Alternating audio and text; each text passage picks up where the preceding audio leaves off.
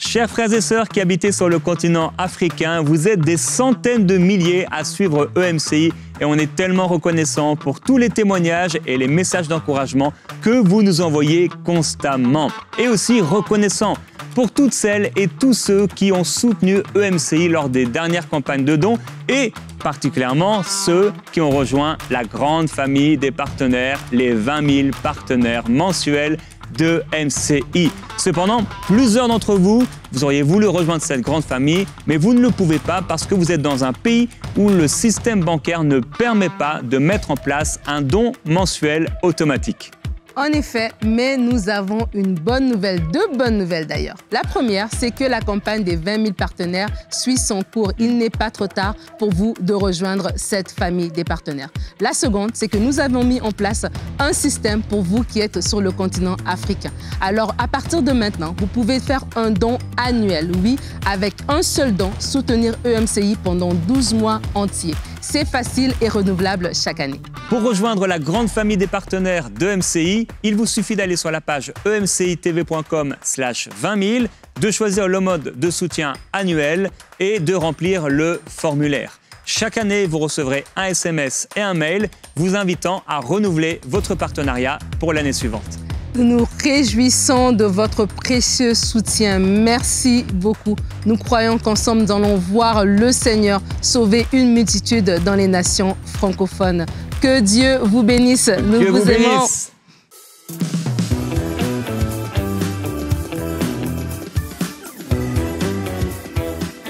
Bonjour à tous et bienvenue dans Bonjour chez vous. On commence une nouvelle semaine tous ensemble et aujourd'hui on va voir comment entendre la voix de Dieu. C'est tellement la grande question que les gens se posent. Comment je fais pour entendre Dieu? Est-ce que Dieu parle vraiment ou il parlait juste dans l'Ancien Testament? Puis aujourd'hui, on a du mal à comprendre et puis on se laisse conduire un petit peu. On va voir tout ça ensemble et je suis en très bonne compagnie. J'ai Aurélie avec moi, mais pas seulement. J'ai un invité qui est avec moi cette semaine, Alain Auderset. Salut. Bonjour Alain.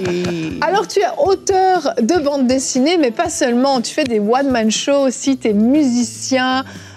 T'es en fait un artiste complet. Un bouquet. Vraiment, un beau bouquet. Et tu nous viens tout droit de la Suisse, voilà. Surtout. Ça, c'est génial. Des compatriotes. Des compatriotes. Alors, peut-être que je vais prendre mon accent un petit peu, puis je vais parler un petit peu comme ça aujourd'hui. Je te comprendrais mieux, c'est bien.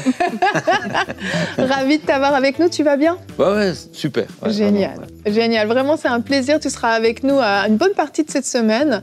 Et tu as plein de thèmes super à nous partager. Tu es un homme vraiment qui aime le Seigneur et qui aime passer du temps avec Dieu. Je crois que vraiment, c'est un peu ta signature, c'est cette intimité que tu as développée avec Dieu. Puis aujourd'hui, tu vas nous parler dans la rubrique Réponse d'expert de comment entendre la voix de Dieu, c'est ça? Bah ouais, tu verras, ce sera facile. Ce sera facile. On fais ça après, c'est parti. Moi, j'aime bien avec toi, c'est toujours facile, c'est ça qui est cool. Les choses sont simples. Amen. C'est nous qu'on les complique. C'est très vrai, c'est très vrai. Et ça aussi, c'est ta marque de fabrique, je pense. Ah, je sais pas. Si, tu simplifies beaucoup les choses. Peut-être. Et ça fait du bien aux gens, parce que justement, des fois, je crois qu'on a trop compliqué l'Évangile. Et moi, j'aime vraiment la simplicité que tu amènes. Donc, en tout cas, encore bienvenue. Vraiment, c'est un plaisir. C'est cool, merci. C'est un plaisir. Et Aurélie, si tu es prête, on va commencer avec toi, avec notre pensée du jour. Yes.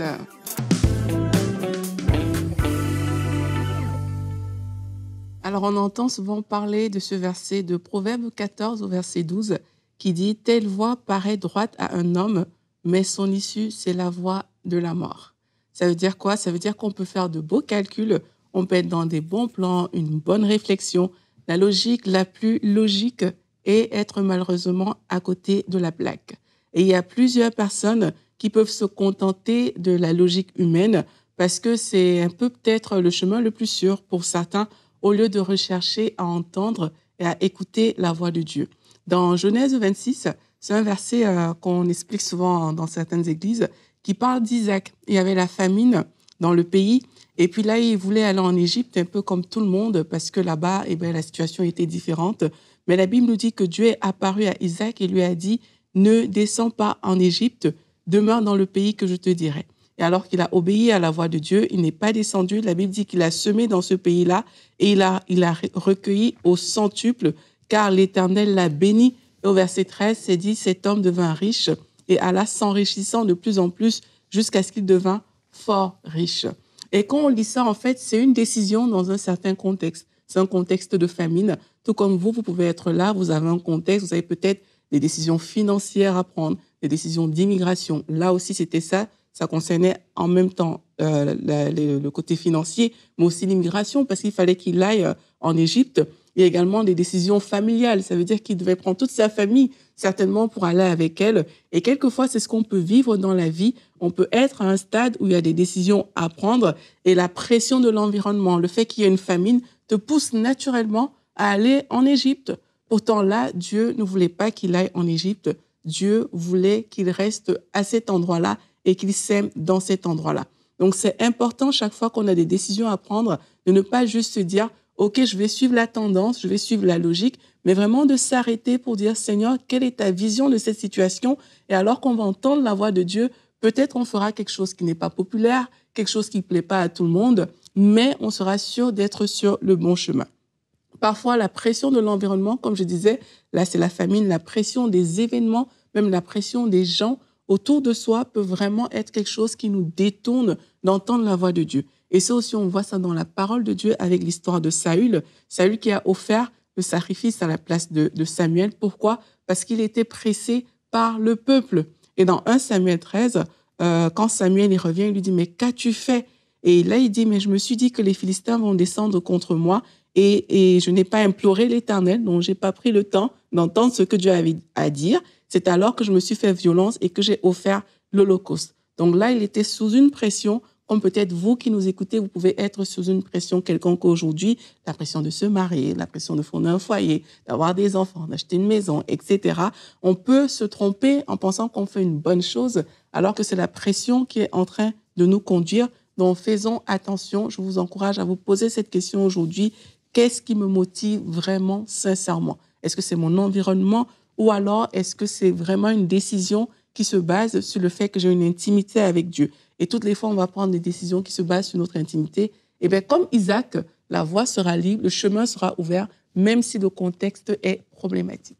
Merci Aurélie. C'est vrai que quand on parle d'entendre la voix de Dieu, on veut à la fois ce cœur à cœur avec Dieu, cette intimité, cet échange, mais des fois, on a aussi besoin de directives. On a besoin d'être aiguillé, on a besoin d'être éclairé, et puis on se pose plein de questions. Et Seigneur, réponds-moi. Aujourd'hui, notre verset du jour nous emmène dans Proverbe 14 au verset 12. Bien des hommes pensent être sur le bon chemin, et pourtant, ils se trouvent sur une voie qui finalement mène à la mort. Alors ce verset peut dire, quel est le rapport avec entendre la voix de Dieu?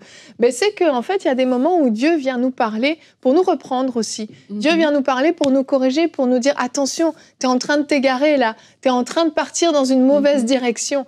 Et il faut être prêt, quand on parle d'entendre la voix de Dieu, à ce que des fois Dieu nous dise quelque chose qui ne va pas forcément aller dans notre sens, qui va peut-être s'opposer un petit peu à ce qu'on voulait faire, au projet qu'on avait. Et Dieu vient de temps en temps dire « Hey, stop, ne va pas là, fais attention ». Et ça va demander beaucoup d'humilité quand même, de venir devant Dieu, puis d'être prêt à écouter sa voix, alors qu'elle s'oppose complètement à ce qu'on voulait. On préfère vraiment quand Dieu dit « Oui, vas-y, c'est très bien, tu es dans la bonne volonté, tu es dans ma volonté, tu es sur le bon chemin. » Continue, c'est une excellente idée. Des fois, c'est pas ça qui va arriver, puis ça va demander de s'ajuster un petit peu. C'était une question? Non, pas du tout. Je te ferai la parole, en fait. Mais si tu veux, je peux te poser une question. Si Je dois dire des trucs, là. C'est ça, si tu veux bien. Mais t'es pas obligé. T'es pas obligé. Si. Ouais, donc... déjà, il y a souvent... Pour bien entendre Dieu, souvent c'est l'attitude qui est fausse. Déjà, on pense qu'on doit recevoir des directives pour aller à gauche ou à droite.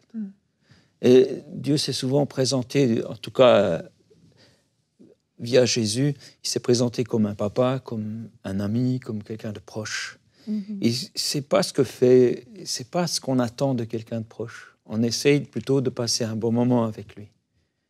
Et donc, du coup, c'est déjà pas la bonne attitude de juste s'approcher pour recevoir ses directives. Tu vois. En tout cas, mes enfants, ils peuvent faire ça avec moi, mais ce serait bien triste si ça se résumait à ça. Et déjà, je pense que c'est déjà une attitude de cœur qu'il faut avoir, quoi. Complètement. Ouais. Mais c'est hyper important ce que tu dis, parce que c'est facile en fait d'arriver avec une liste de questions, de demandes, et puis tu sais, juste d'enchaîner et de venir à Dieu juste pour ça. C'est super important ce que tu dis, parce que ça nous parle d'un cœur à cœur en fait. Ce qui se passe, c'est que les gens, bien que chrétiens, vivent comme des orphelins. Ils sont là et puis ils pensent qu'ils doivent trouver leur vie tout seuls. Ils pensent qu'ils doivent trouver des solutions dans des bouquins, dans des émissions, dans des choses, alors qu'ils ont un père bienveillant, tu sais. Peut-être pas comme le père qu'on a eu, qui était peut-être pressé par d'autres priorités, mais on a un père qui a comme priorité, c'est nous, tu vois. Et puis qui attend qu'on s'asseye, qu'on se pose à côté de lui, qu'on parle. Et du coup, on doit, pour entendre Dieu, déjà croire qu'il nous parle. Il y a tellement de gens qui viennent en pensant que Dieu ne va pas leur parler, parce qu'ils ne le méritent pas. Mais oui, on ne le mérite pas par soi-même, mais on a eu le mérite par le sacrifice de Jésus à la croix, par la vie de Christ qu'on a hérité. Le jour où on lui a donné notre condition de pécheur, on a pris sa condition de fils, tu vois. Et donc, du coup, on a droit d'être avec Dieu. Et Dieu nous aime. Il y a peut-être des gens qui disent « Oui, mais moi, je ne suis pas pasteur, je ne suis pas assis, je passe. » Mais Dieu t'aime. Yes. Tu es précieux pour lui. Et beaucoup de gens sont dans « il faut faire ». Et ils pensent qu'ils doivent faire, alors qu'il s'agit d'être. Et c'est un truc que j'ai remarqué à force de fréquenter Dieu, que souvent le faire ne l'intéresse pas tellement. Contrairement à ce que j'ai l'impression que autour de moi, le milieu chrétien, là, il faut faire ça, quelle est ma mission, quelle est ma destinée. Mais Dieu, il s'intéresse plus au être. Et même si pour que tu deviennes quelque chose, il faut que tu passes par un échec, tu passeras par l'échec, parce que c'est là qui est l'endroit où vous allez vous prendre dans les bras. Il y a des gens, ils veulent réussir des choses parce qu'ils ont un modèle qu'il y a dans cette société où il faut réussir et tout ça. Mais réussir aux yeux de Dieu, c'est d'abord réussir une relation. Ouais, c'est ça. C'est d'apprendre à lâcher prise. Et c'est assez déstabilisant. Ça demande... de toute façon, on va quitter ce monde, on va devoir tout lâcher. Mais de pouvoir le lâcher avant, ça ouvre plein de portes à des miracles. Ça ouvre plein de portes à des choses avec Dieu. Et c'est jamais lui qui met les barrières, c'est nous qui... Parce que le désir d'un père, c'est que tu avances, que tu apprennes, c'est de lâcher le vélo pour que tu roules, tu vois. Donc, du coup, plus on apprend à venir devant lui en lâchant nos préjugés, plus ça sera facile pour lui. C'est que le problème, si je peux dire, c'est que Dieu respecte nos propres barrières, tu vois. Il les respecte.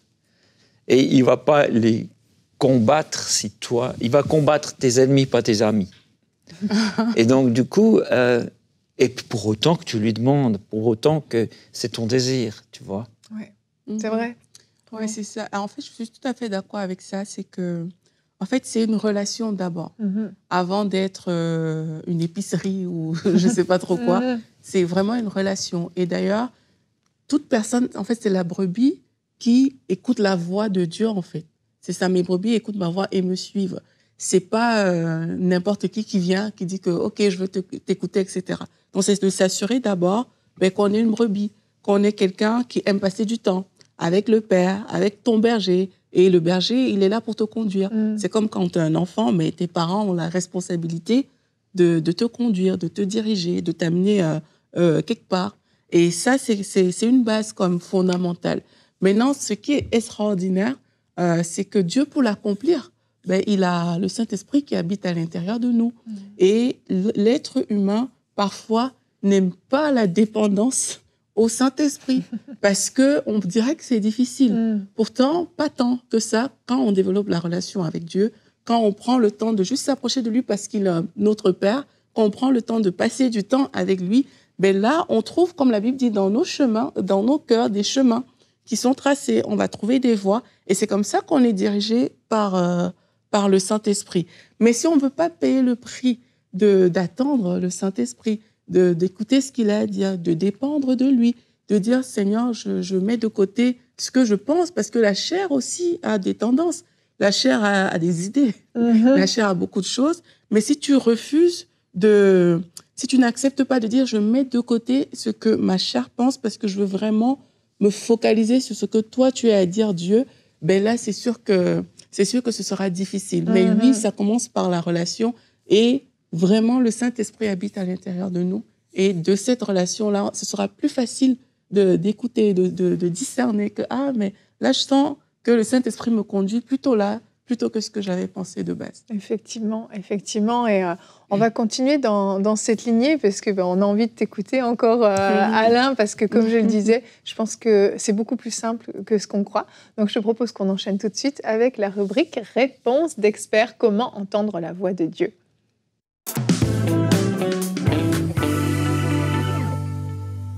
Alors, déjà, je crois que je ne mérite pas le terme d'expert. Mais bon, ça s'appelle comme ça. Je pense qu'il y a des gens qui sauraient bien mieux que moi, mais je peux vous dire ce que je vis. Voilà, c'est ça. Mais c'est ce qu'on veut, donc c'est parfait. Donc, j'ai développé cette amitié avec Dieu et ça paraît un peu prétentieux, mais ouais, vraiment, on est très proches. C'est vraiment mon meilleur ami. Je dis comme ça, j'ai des amis, mais alors c'est vraiment lui mon meilleur ami. Ça veut dire quoi, une amitié? C'est qu'on prend du temps l'un pour l'autre. Il y a le mot âme dans l'amitié, tu vois. Et puis, je m'intéresse à lui. Je ne m'intéresse pas juste à être béni. Et donc, ça va être le thème d'une autre émission. Donc, on parlera de l'amitié, pour l'écoute. Voilà un truc qui m'a montré une fois et qui m'a vraiment aidé à comprendre. Le jour où tu invites Dieu dans ta vie, vraiment, tu lui dis, voilà, je te donne ma vie, et il rentre en toi.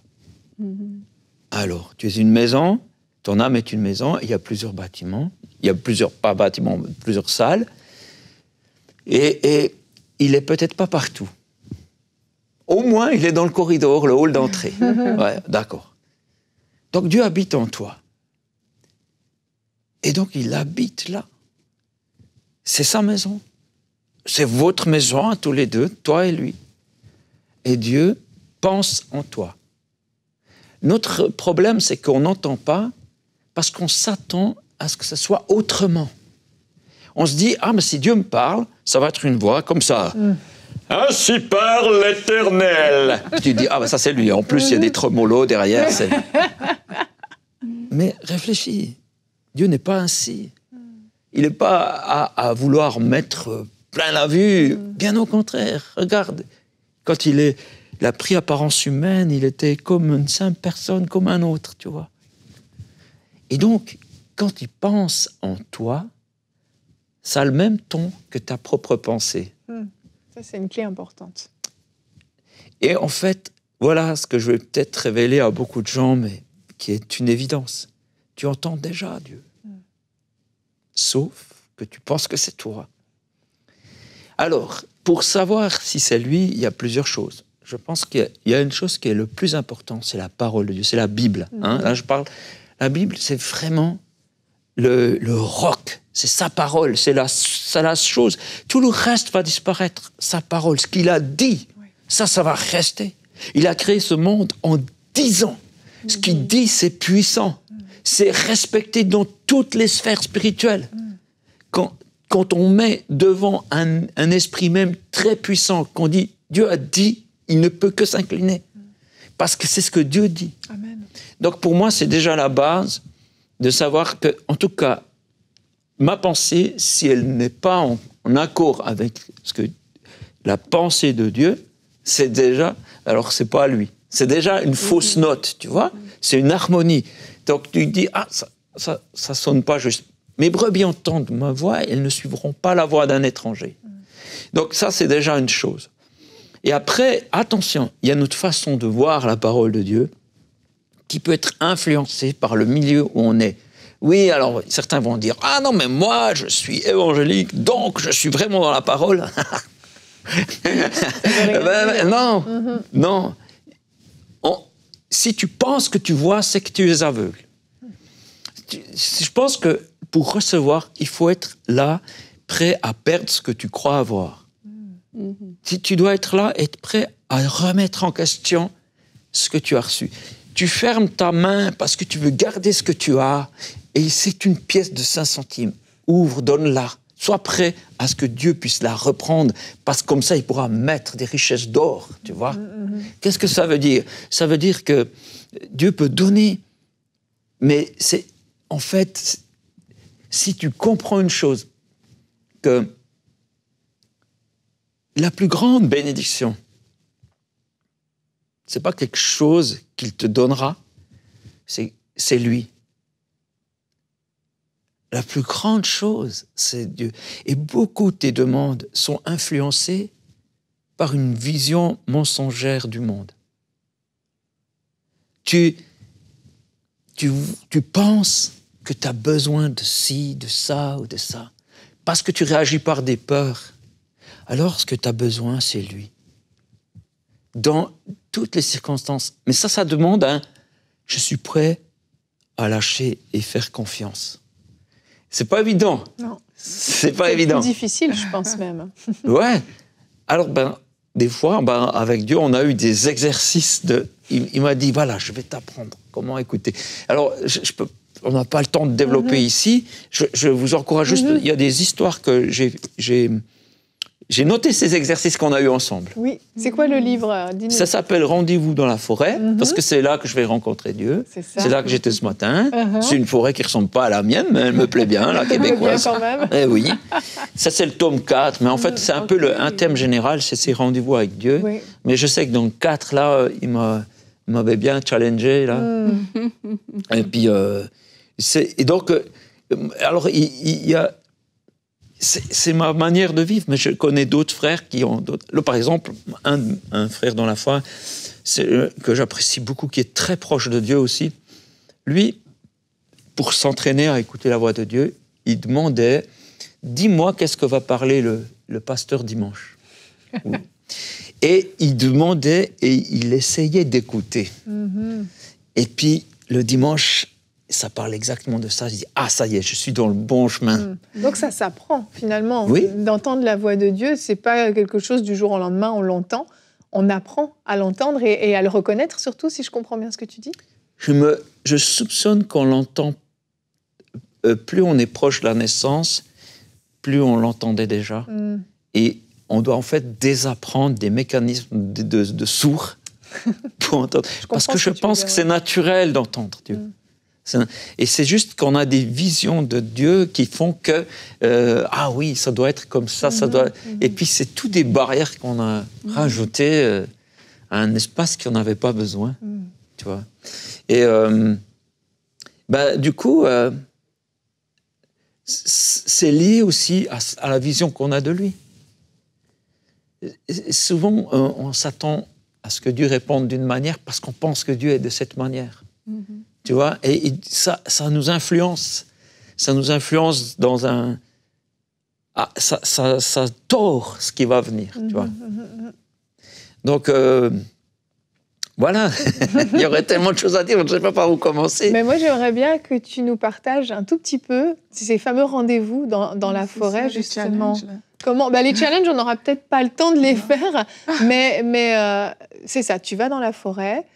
c'est la façon dont tu passes tes temps avec Dieu. J'imagine que tu l'entends ailleurs aussi. Mais comment tu fais? Donc, tu te disposes, tu ouvres ton cœur. Tu as des petites clés comme ça pour les gens qui voudraient peut-être faire ces rendez-vous-là avec Dieu. Alors, je me rappelle d'une fois, je crois que c'était dans le tome 2, je crois, j'en parle. Je suis rentré dans la forêt et je me suis dit, je priais. Je vais passer un temps avec Dieu, ça va être super, je vais faire ça. Mais je commence à penser à des trucs à faire. De boulot, et je pense à tel problème, à tel pote qui m'a dit ça l'autre jour, et puis tout ça. Puis je me suis dit, wow, je suis là pour prier, je refuse ces pensées, tout ça. Et tout à coup, je me suis dit, mais attends, si c'était lui qui était en train de me télécharger des fichiers, je me suis dit, Ben non. Dieu parle pas de trucs aussi banals. Si Dieu parle, ça doit être des choses, je sais pas, annoncer que... En Macédoine. Voilà, ouais, je sais pas. Puis je me suis dit, allez, on teste. Je laisse. J'arrête de censurer tout ce qui vient. C'est un temps que je vis avec Dieu, ok, je reçois. La pensée qui me vient, c'est que j'ai fait une bande dessinée qui s'appelle Willy Crunch. Et il y a une des bandes dessinées qui fait 5 pages. Et je me suis dit, celle-là, je la fais en anglais, et puis ça va être super. puis je me suis dit, ok, on va jouer le jeu. C'était un lundi. Ok, je joue le jeu. D'accord, je rentre chez moi. Je dis, voilà, où est-ce qu'elle est? J'efface les bulles en français. Je ne sais pas assez l'anglais pour le faire moi-même. Je demande à un pote, Thibaut, est-ce que tu peux m'aider? Thibaut, ah ouais, je connais un Américain. Puis, bref, de fil en aiguille, on finit. Alors, une bulle de bande dessinée, pour moi, c'est 1h30 de travail. Hein. Wow. C'est que vous sachiez, parce que je cherche à ce que mon texte soit en adéquation avec le dessin. Enfin, je cherche la perfection dans ce que je fais, le plaisir du travail bien fait. Ouais. C'est mon côté suisse, tu vois. Voilà. L'horloger. Vive la Suisse. Et puis, du coup, jeudi, je termine et je retourne dans la forêt et je dis, voilà, Seigneur, c'est fait. Cette bande dessinée est prête. Vendredi, je reçois un courrier des États-Unis. Et je me dis, qu'est-ce que c'est? Et je vois, quelqu'un me lit et traduit, et me dit, voilà, nous sommes des jeunes Américains de je ne sais plus où, d'une université chrétienne, je ne sais pas quoi. Et puis, est-ce que vous pourriez nous livrer 5 pages de bande dessinée en anglais? T'es pas sérieux? Je te promets. C'est comme si tu savais que Dieu est là, mais là, tu t'as presque peur, tu dis, wow, il est vraiment là. Vraiment. Non, c'est clair. Et j'ai dit, ok, ben c'est là. C'est fait. J'ai tellement eu peur, j'ai pas peur, mais tellement, que j'ai livré ça sans condition. J'ai dit, voilà, c'est ça, je veux pas de problème, vas-y, on voit ça. Et après, je me suis dit, mais puisque ça vient de Dieu, il y aura parmi eux un manager, il y en a un qui sera le fils de je sais pas qui, et puis grâce à ça, je vais percer aux États-Unis. Mais rien du tout. Il n'y a rien percé, rien du tout. Mais, en fait, j'ai eu une richesse incroyable. C'est que j'ai compris un truc entre lui et moi, et ça vaut bien tous les managers, tu sais. C'est clair. Et ce livre est sorti dans leur truc. Pourquoi? C'est ça, tu sais même pas. Je l'ai perdu, je sais plus où il est. Que c'est devenu. Hein. Et je sais pas. Mais par contre, la vraie richesse, celle que je peux pas prendre dans des mains, je peux pas vous la montrer là, celle que j'ai dans mon cœur. Et là, j'étais enrichi. Wow. Celle que je prendrais même dans l'au-delà, tu vois. Celle-là, je l'ai encore. Elle est là. Dieu te parle depuis déjà longtemps, mon ami. Dieu te parle. Aie confiance que c'est lui. Apprends à le connaître et tu découvriras, ça c'est lui. Voilà. Génial, Alain. Franchement, merci. C'est tellement toujours inspirant, je trouve, de t'entendre. Comme je le disais au début, en fait, c'est simple. Les choses peuvent être très simples et on les complique beaucoup. Tout est simple. Et on n'est pas dans des manuels de étape 1, étape 2, étape 3. Et en fait, c'est vraiment cette relation d'un enfant avec son père. Merci de nous ramener un peu sur terre. À l'essentiel. Les évangéliques, on plane un peu, Alain. Tu es d'accord avec ça? Je sais, c'est pour ça. Je pense que plus tu essayes de ramener Dieu dans des cadres, plus il voudra s'en échapper. Ben oui. Parce qu'il est trop grand, les cieux des cieux ne peuvent le contenir, donc nos façons de voir non plus. Vraiment. Merci beaucoup, merci. Et je vous invite à mettre en pratique ce qui a été partagé. Parce que là, vous avez peut-être passé un bon moment, vous avez dit « Waouh, ouais, en fait, c'est simple et tout ». Mais il faut l'expérimenter, Et c'est vrai que les livres Rendez-vous dans la forêt, on les recommande vraiment. On aura plus l'occasion d'en parler aussi jeudi dans la rubrique Culture et Médias, que vous voyez le travail d'Alain. mais honnêtement, c'est vraiment des livres qui vont vous challenger à la simplicité. C'est rare qu'on est challengé à la simplicité, mais vraiment, je crois qu'un cœur à cœur avec Dieu est vraiment disponible pour vous. Merci Alain, et demain, on se retrouve, on continue cette belle semaine avec toi. Comment vivre par la foi, c'est le thème qu'on va aborder. Et demain, tu seras plus expert, tu seras coach. Peut-être que tu préfères cette appellation, je suis pas sûre. Une rubrique conseil du coach, comment vivre par la foi. Merci d'avoir été avec nous et bonne écoute de votre Père Céleste. À demain, bonjour chez vous.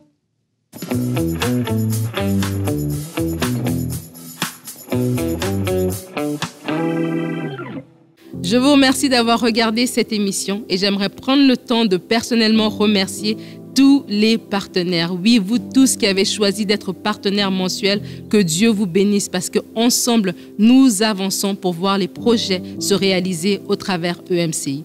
Alors que nous sommes dans cette campagne de dons, je pense au témoignage de Gaëlle. Gaëlle est en France. Elle nous a écrit en nous disant qu'elle regardait une émission EMCI TV avec sa fille. Et à un moment donné, sa fille s'est retournée vers elle, lui a regardé droit dans les yeux et lui a dit « Mais maman, pourquoi n'es-tu pas partenaire ?» Et c'est à ce moment-là, Gaëlle s'est rendu compte que c'était Dieu qui lui parlait au travers de sa fille et elle s'est engagée à être partenaire mensuel.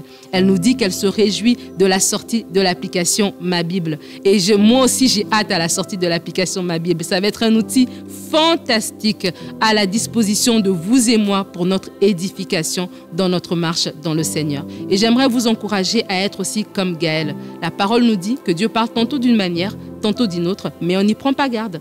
Gaëlle, à ce moment-là, a été sensible à la voix de Dieu. Elle a su reconnaître que le Seigneur lui parlait au travers sa fille. Et je prie que vous aussi, vous soyez à l'écoute, attentifs et entendre ce que Dieu dit. Alors que nous faisons cet appel aux dons, rejoignez la famille des partenaires. Ensemble, tenons-nous main dans la main afin que les projets que Dieu a inspirés à ce ministère puissent voir le jour pour l'édification de plusieurs. Que Dieu vous bénisse. Dès maintenant, faites partie des 20 000 partenaires mensuels qui porteront la vision d'EMCI et qui l'amèneront encore plus loin. Pour faire votre don, rendez-vous sur emcitv.com/20 000.